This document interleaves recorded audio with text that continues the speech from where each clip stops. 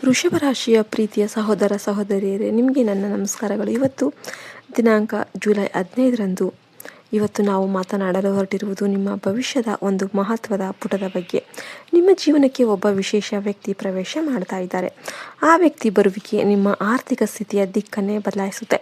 ನಿಮ್ಮ ಕೈಗೆ ಸಂಪತ್ತು ಹರಿದು ಬರುವಂತೆ ಮಾಡುವ ಸಾಮರ್ಥ್ಯ ಆ ವ್ಯಕ್ತಿಗೆ ಇದೆ.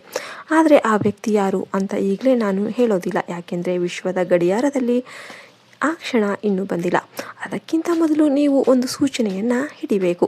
ಇವತ್ತು ಸಂಜೆ ಅಥವಾ ನಾಳೆ ಸಂಜೆ ಆಕಾಶ ಕೆಂಪಾಗಿ ಸೂರ್ಯ ದಿನದ ಕೆಲಸ ಮುಗಿಸಿ ಮನೆಗೆ ಹೋಗುವಾಗ ವಾತಾವರಣದಲ್ಲಿ ಒಂದು ವಿಚಿತ್ರ ಶಾಂತತೆ ಆವರಿಸುತ್ತೆ.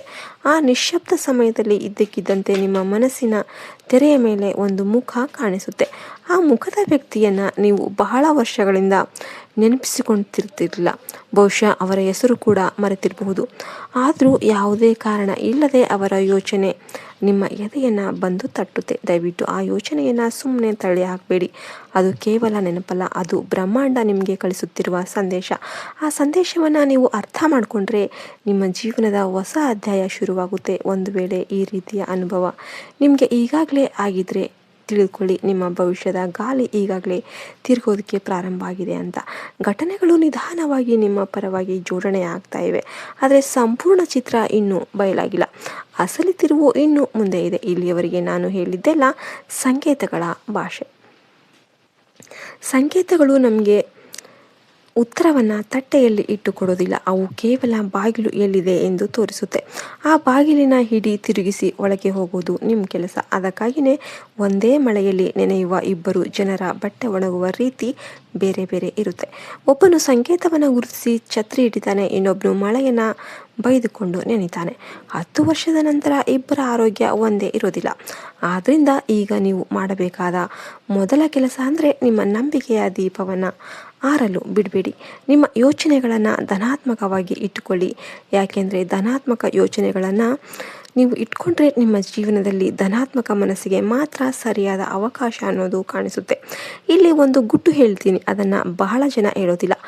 ನೀವು ವಿಡಿಯೋಗೆ ಇನ್ನೂ ಕೂಡ ಲೈಕ್ ಮಾಡಿಲ್ಲ ಅಂದರೆ ಲೈಕ್ ಮಾಡಿ, ಜೈ ಶ್ರೀರಾಮ್ ಅಂತ ಕಮೆಂಟ್ ಮಾಡೋದನ್ನು ಮರಿಬೇಡಿ.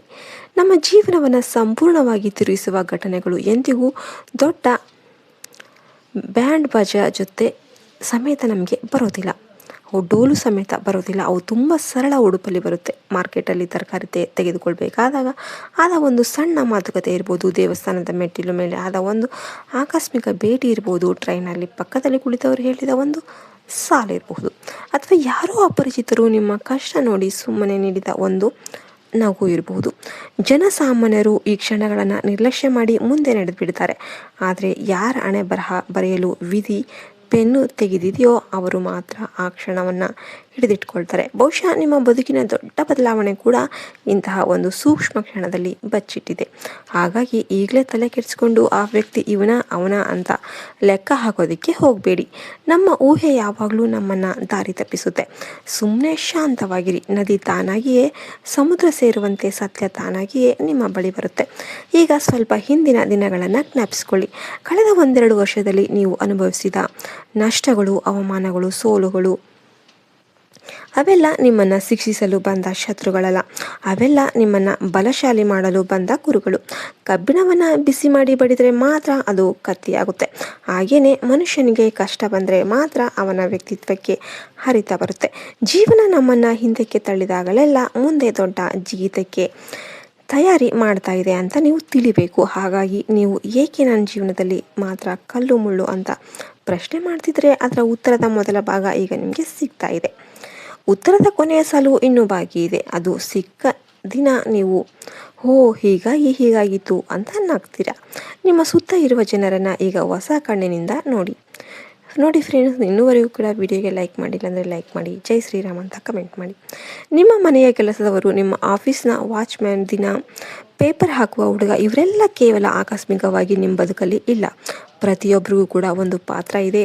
ಆ ಪಾತ್ರ ಏನು ಎಂಬುದು ಈಗ ಪೂರ್ತಿ ಗೊತ್ತಾಗಿಲ್ಲ. ಆದರೆ ಬದಲಾವಣೆ ಇದ್ದಕ್ಕಿದ್ದಂತೆ ಮಿಂಚಿನಂತೆ ಬರೋದಿಲ್ಲ, ಅದು ಮೋಡ ಕಟ್ಟಿದಂತೆ ನಿಧಾನವಾಗಿ ಬರುತ್ತೆ. ಆ ಮೋಡದ ಸೂಚನೆಗಳು ಈಗಲೇ ಆಕಾಶದಲ್ಲಿ ಕಾಣಿಸ್ತಾ ಇವೆ. ಈಗ ದುಡ್ಡಿನ ಮಾತಿಗೆ ಬರೋಣ. ಮುಂದಿನ ದಿನಗಳಲ್ಲಿ ನಿಮ್ಮ ಜೇಬು ತುಂಬಿರಬೇಕು ಅಂದರೆ 3 ನಿಯಮ ಪಾಲಿಸಬೇಕು.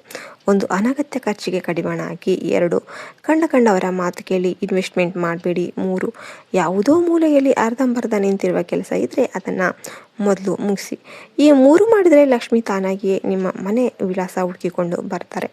ಆದರೆ ರಕ್ತ ಬಿಸಿಯಾದಾಗ, ತಲೆಗೆ ಸಿಟ್ಟು ಏರಿದಾಗ ಯಾವುದೇ ಹಣಕಾಸಿನ ನಿರ್ಧಾರ ತೆಗೆದುಕೊಳ್ಬೇಡಿ. ಆ ಸಮಯದಲ್ಲಿ 1 ಲೋಟ ನೀರು ಕುಡಿದು 10 ನಿಮಿಷ ಸುಮ್ಮನೆ ಕುಳಿತುಕೊಳ್ಳಿ. ಆಮೇಲೆ ಯೋಚನೆ ಮಾಡಿ. ಈಗ ಕುಟುಂಬದ ವಿಷಯ. ವೃಷಭ ರಾಶಿಯವರು ಸಂಬಂಧಕ್ಕೆ ತುಂಬ ಬೆಲೆ ಕೊಡ್ತೀರಿ. ನಿಮ್ಮ ಮನೆಯಲ್ಲಿ ಯಾರ ಜೊತೆಗಾದರೂ ಸಣ್ಣ ವೈಮನಸ್ಸು ಇದ್ದರೆ ಅದನ್ನು ಈಗೋ ಮಾಡಿಕೊಂಡು ಬಳಸಬೇಡಿ. ಒಂದು ದಿನ ಜೊತೆಯಲ್ಲಿ ಊಟ ಮಾಡಿ ಮಾತನಾಡಿ. ಯಾಕೆಂದರೆ ಮುಂದಿನ ದಿನಗಳಲ್ಲಿ ನಿಮ್ಮ ಕುಟುಂಬವೇ ನಿಮ್ಮ ದೊಡ್ಡ ಆಸ್ತಿ ಆಗುತ್ತೆ. ನಿಮ್ಮನ್ನು ಕೆಳಗೆ ಎಳೆಯುವ ಒಂದು ಮಾತು ಆಡುವವರಿಂದ ಸ್ವಲ್ಪ ದೂರ ಇರಿ. ನಿಮ್ಮನ್ನು ಮೇಲಕ್ಕೆತ್ತುವ ಭುಜ ಕೊಡುವವರ ಜೊತೆ ಹೆಚ್ಚು ಸಮಯ ಕಳೀರಿ. ಈಗ ನಾನು ಹೇಳುವ ಈ ಕೊನೆಯ ಸಲಹೆಯನ್ನು ಮನಸ್ಸಿನ ಗೋಡೆಯ ಮೇಲೆ ಬರೆದಿಟ್ಕೊಳ್ಳಿ. ಇವತ್ತು ರಾತ್ರಿ ಎಲ್ಲ ಕೆಲಸ ಮುಗಿಸಿ ಮಲಗುವ ಮುನ್ನ 5 ನಿಮಿಷ ನಿಮ್ಮ ಕಣ್ಣುಗಳನ್ನು ಮುಚ್ಚಿ ನಿಮ್ಮ ಉಸಿರಿನ ಮೇಲೆ ಗಮನ ಕೊಡಿ. ನಂತರ ನಿಮ್ಮನ್ನು ನೀವು 3 ಪ್ರಶ್ನೆ ಕೇಳಿಕೊಳ್ಳಿ. ಮೊದಲನೇದು, ನನ್ನ ಯಾವ ಅಭ್ಯಾಸ ನನ್ನ ಪ್ರಗತಿಗೆ ಅಡ್ಡಿಗಾಲು ಹಾಕ್ತಾ ಇದೆ? ಯಾವ ತಪ್ಪು ನಾನು ಮಾಡ್ತಿದ್ದೀನಿ ಅಂತ. 2ನೇದು, ನಾನು ಯಾವ ಸಂಬಂಧವನ್ನು ಇನ್ನಷ್ಟು ಗಟ್ಟಿ ಮಾಡಬೇಕು? 3ನೇದು, ನಾನು ಯಾವ ನಿರ್ಧಾರವನ್ನು ಭಯದಿಂದ ಮುಂದೆ ಹಾಕ್ತಾ ಇದ್ದೀನಿ? ಈ 3 ಪ್ರಶ್ನೆಗಳಿಗೆ ಉತ್ತರ ನಿಮ್ಮೊಳಗಿಂದನೇ ಬರುತ್ತೆ. ನೋಡಿ ಫ್ರೆಂಡ್ಸ್, ವಿಡಿಯೋಗೆ ಇನ್ನೂ ಕೂಡ ಲೈಕ್ ಮಾಡಿಲ್ಲ ಅಂದರೆ ದಯವಿಟ್ಟು ಲೈಕ್ ಮಾಡಿ. ಜೈ ಶ್ರೀರಾಮ್ ಅಂತ ಕಮೆಂಟ್ ಮಾಡೋದನ್ನು ಮರಿಬೇಡಿ. ಆ ಉತ್ತರವೇ ಇವತ್ತಿನ ಇಡೀ ವಿಡಿಯೋದ ಸಾರ ಆಗಿರುತ್ತೆ. ಕೊನೆಗೆ ಒಂದು ಮಾತು, ಗ್ರಹಗಳು ನಮಗೆ ನಕ್ಷೆ ಕೊಡಬಹುದು, ಆದರೆ ಆ ನಕ್ಷೆ ಹಿಡಿದು ನಡೆಯುವುದು ನಾವು. ನೀವು ಸಹನೆ ಕಳೆದುಕೊಳ್ಳದೇ ಇದ್ದರೆ, ಪ್ರಾಮಾಣಿಕತೆಯ ದಾರಿ ಬಿಡದೇ ಇದ್ದರೆ, ವಿವೇಕದಿಂದ ಹೆಜ್ಜೆ ಇಟ್ಟರೆ ಕಲ್ಲು ಮುಳ್ಳಿನ ದಾರಿ ಕೂಡ ಹೂವಿನ ಆಸೆಯಾಗುತ್ತೆ. ಅದೇ ನೀವು ಆತುರದಲ್ಲಿ ಮಾತನಾಡಿದರೆ, ಸಿಟ್ಟಿನಲ್ಲಿ ವರ್ತಿಸಿದರೆ ಸಣ್ಣ ಕಿಡಿ ಕೂಡ ಮನೆ ಸುಡುವ ಬೆಂಕಿ ಆಗುತ್ತೆ. ವೃಷಭ ರಾಶಿಯವರೇ, ನೀವು ಭೂಮಿಯ ಸಂಕೇತ. ನಿಮ್ಮಲ್ಲಿ ಸ್ಥಿರತೆ ಇದೆ, ಸಹನೆ ಇದೆ, ಶ್ರಮ ಇದೆ. ನಿಮ್ಮ ಈ ಗುಣಗಳನ್ನೇ ನಿಮ್ಮ ಶಕ್ತಿ ಮಾಡಿಕೊಳ್ಳಿ. ನಿಮ್ಮ ಮನೆಯಲ್ಲಿ ಸುಖ, ಶಾಂತಿ, ಸಮೃದ್ಧಿ, ಆರೋಗ್ಯ ನೆಲೆಸಲಿ ಅಂತ ಶ್ರೀ ಮಹಾಲಕ್ಷ್ಮಿಯನ್ನು ಬೇಡಿಕೊಳ್ತೀವಿ. ನಿಮ್ಮ ಎಲ್ಲ ಕೆಲಸ ಕಾರ್ಯಗಳು ನಿರ್ವಿಘ್ನವಾಗಿ ನೆರವೇರಲಿ. ನಿಮ್ಮ ಬಂಧಗಳು ಇನ್ನಷ್ಟು ಆಳವಾಗಲಿ. ಹೊಸ ಬಾಗಿಲುಗಳು ನಿಮ್ಮನ್ನು ಸ್ವಾಗತ ಮಾಡಲಿ. ಈ ಮಾತುಗಳು ನಿಮಗೆ ಹಿತ ಅನಿಸಿದರೆ ವಿಡಿಯೋಗೆ ಒಂದು ಲೈಕ್ ಮಾಡಿ. ಕಮೆಂಟಲ್ಲಿ ಭಕ್ತಿಯಿಂದ ಜೈ ಮಹಾಲಕ್ಷ್ಮಿ ಅಂತ ಬರೆದು ಹೋಗಿ. ನಿಮ್ಮ ಒಳ್ಳೆಯ ಯೋಚನೆ ಇನ್ನಷ್ಟು ಒಳ್ಳೆಯದನ್ನು ನಿಮ್ಮ ಬದುಕಿಗೆ ಆಕರ್ಷಣೆ ಮಾಡುತ್ತೆ. ಪ್ರತಿ ಸೂರ್ಯೋದಯವೂ ಕೂಡ ನಿಮಗೆ ಹೊಸ ಅವಕಾಶ ತರಲಿ. ದೇವರ ಆಶೀರ್ವಾದ ಸದಾ ನಿಮ್ಮ ಕುಟುಂಬದ ಮೇಲೆ ಇರಲಿ. ಈ ಎಲ್ಲ ಹೇಳಿದ ಈ ಮಾತುಗಳು, ಈ ವಾಕ್ಯಗಳನ್ನು ನೀವು ನಿಮ್ಮ ಬದುಕಿಗೆ ಅಳವಡಿಸಿಕೊಂಡಿದ್ದೆ ಆದರೆ ಮುಂದಿನ ದಿನಗಳು ನಿಮಗೆ ಹಗುರವಾಗಿ ನೆಮ್ಮದಿಯಿಂದ ಕೂಡಿರುತ್ತೆ. ಇವತ್ತು ಇದು ಕೇವಲ ಒಂದು ವಿಡಿಯೋ ಅನಿಸಬಹುದು, ಆದರೆ ಕೆಲವು ದಿನಗಳ ನಂತರ ಹಿಂದೆ ತಿರುಗಿ ನೋಡಿದಾಗ ಇವತ್ತು ಸಿಕ್ಕಿದ ಒಂದು ಎಚ್ಚರಿಕೆ ನಿಮ್ಮನ್ನು ದೊಡ್ಡ ಕಂದಕದಿಂದ ಪಾರು ಮಾಡಿದೆ ಅಂತ ನಿಮಗೆ ಗೊತ್ತಾಗುತ್ತೆ. ಇದೇ ಈ ಸಂದೇಶದ ಗುಟ್ಟಾಗಿತ್ತು. ಮುಂದಿನ ದಿನಗಳಲ್ಲಿ ನಿಮ್ಮ ತಾಳ್ಮೆ, ನಿಮ್ಮ ನಾಲಿಗೆ, ನಿಮ್ಮ ತೀರ್ಮಾನ 3 ಕೂಡ ತಕ್ಕಡಿಯಲ್ಲಿ ತೂಗುತ್ತೆ. ಆ ಸಮಯದಲ್ಲಿ ನೀವು ನಿಮ್ಮ ಕೋಪವನ್ನು ನುಂಗಿದರೆ, ಬೇಡದ ವಾದಕ್ಕೆ ಇಳಿದಿದ್ರೆ, ಯಾವುದೇ ಕಾಗದಕ್ಕೆ ಸಹಿ ಮಾಡುವ ಮುನ್ನ ಯೋಚನೆ ಮಾಡಿ ಸಹಿ ಮಾಡಿ. ನಿಮಗೆಲ್ಲ ವಿಡಿಯೋ ಇಷ್ಟ ಆಯ್ತಂದರೆ ಲೈಕ್ ಮಾಡಿ, ಶೇರ್ ಮಾಡಿ, ಸಬ್ಸ್ಕ್ರೈಬ್ ಮಾಡಿ. ಜೈ ಹಿಂದ್, ಜೈ ಭಾರತ್ ಮಾತೆ. ಹರಿ ಓಂ ತತ್ಸತ್. ಸರ್ವೇ ಜನೋ ಸುಖಿನೋ ಭವಂತು.